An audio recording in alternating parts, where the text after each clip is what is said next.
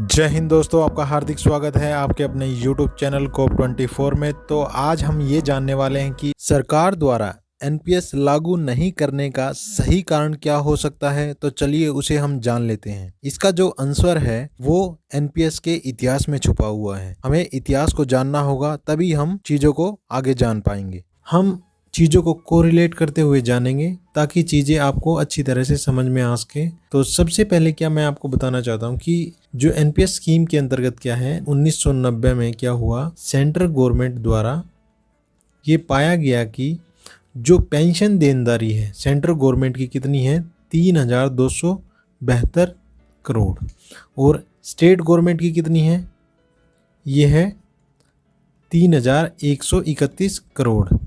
तो ये जो लाइबिलिटीज़ हैं, पेंशन देनदारी है, तो ये क्या हुई, साल दर साल बढ़ती ही जा रही थी। तो गवर्नमेंट ने क्या किया, वर्ष 2003 में क्या किया, मिनिस्ट्री ऑफ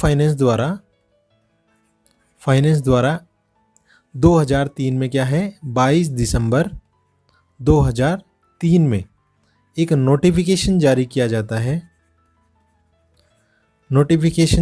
जाता है, जिसके तहत क्या होता है कि 1/1/2004 या इसके बाद, ठीक है, या इसके बाद जो भर्ती हैं, केंद्रीय कर्मचारी जो भर्ती हैं, उस पर क्या होगी, एनपीएस लागू होगी। इस एनपीएस स्कीम के अंतर्गत क्या किया गया, 10% इंडिविजुअल इन्वेस्ट करेगा और 10% कौन करेगा, गवर्नमेंट कंट्रीब्यूट करेगी। और ये जो स्कीम थी पहले क्या थी, केंद्रीय कर्मचारियों पर उसमें क्या था, जो आर्म फोर्सेस थी, आर्म फोर्सेस को इसमें शामिल नहीं किया गया है।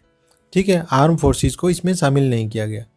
इसके बाद क्या हुआ, 1 मई 2009 को क्या किया, ये सभी के लिए, ऑल सिटीजन के लिए लागू कर दी गई। 1 मई 2009 से ये सभी सिटीजन्स के लिए, इंडियन सिटीजन्स के लिए लागू कर दी गई। इसमें एनआरआई हैं, उनको भी शामिल किया गया है। एनपीएस स्कीम जो है वो शुरुआत में क्या हुआ, शुरुआत में धीरे धीरे करके सभी राज्य द्वारा, ऑल स्टेट द्वारा ये एक्सेप्ट की गई। एक्सेप्ट किसको छोड़ के, वेस्ट बंगाल को छोड़ के। ठीक है, वेस्ट बंगाल के छोड़ के ये सभी राज्यों द्वारा इसे स्वीकार किया गया। आज के परिदृश्य में देखेंगे जो स्टेट हैं वो क्या हो रहे हैं, एनपीएस से ओपीएस की तरफ जा रहे हैं। ठीक है, OPS means old pension scheme की तरफ जा रहे हैं। राज्यों के इस कदम पर आरबीआई ने क्या किया है, एक चेतावनी जारी की गई है कि जो राज्य हैं, स्टेट गवर्नमेंट हैं, वो एनपीएस से ओपीएस में ना जाए। ठीक है, उसका रीज़न ये बताया है कि अगर वो एनपीएस से ओपीएस में जाते हैं तो उनका वित्तीय बोझ है, जो वित्तीय बोझ है वो क्या होगा, 4.5 गुना बढ़ जाएगा। ठीक है, इसके अलावा आरबीआई क्यों मना कर रहा है, क्योंकि जो हमने आंकड़े देखे, 1990 में जो सेंट्रल गवर्नमेंट की पेंशन देनदारी थी 3,272 सीआर थी। ठीक है, और स्टेट गवर्नमेंट की कितनी थी, ये 3,131 करोड़ थी। ठीक है, पेंशन देनदारी थी। अब ये साल दर साल बढ़ते हुए 2020 में, 2021 में कितनी हो गई है, 1,90,886 करोड़। ठीक है, ये तो हो गई किसकी, सेंट्रल गवर्नमेंट की। और स्टेट गवर्नमेंट की कितनी हो गई है, 3,86,001 करोड़, ये स्टेट गवर्नमेंट की हो गई। तो ये साल दर साल क्या है, पेंशन देनदारी बढ़ती जा रही है।